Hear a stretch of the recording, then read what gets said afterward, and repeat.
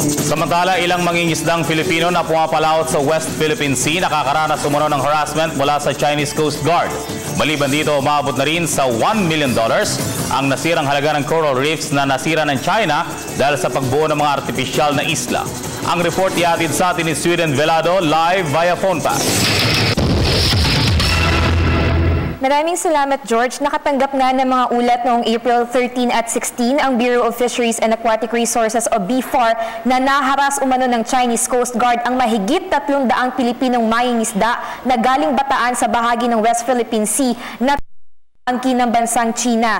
Ayon kay BFAR Director Asis Perez, bukod sa inagaw na ng Chinese Coast Guard ang mga nahuling isda ng ating mga kababayan, itinapon pa ito, gayon din ang gamit nilang gasolina. 20 bangka na may lulang tig-18 mangingisda ang naharas noong April 16 habang hindi patukoy kung ilan noong April 13. Sa tala ng BFAR, pinaka naaapektuhan ang mga mangingisda mula sa mga piling munisipalidad ng Pangasinan, Zambales, Bataan at Palawan.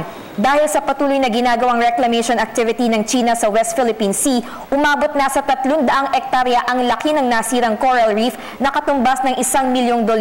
Pinakamalubhang ang Gavin Reef, North Union Reef, South Union Reef, Quateron Reef at Fury Cross Reef. Sa isang video na ipinakita ng national scientist na si Dr. Edgardo Gomez, mapapanood kung paano hinukay at sinira ng propeller ng mga barko ng China ang coral reef sa West Philippine Sea. Sa kabila ng mga pambubuli na ginagawa ng China, pinili ng ating bansa ang mas mapayapang paraan ng pagresolba sa problema. Sa ngayon ay ongoing pa rin ang inihain nating kaso sa International Court ng United Nations Arbitral Tribunal habang nakatakdang maghain pa uli ng diplomatic protest ang Department of Foreign Affairs. Para sa Telebisyon ng Bayan, ako si Sweden Velado.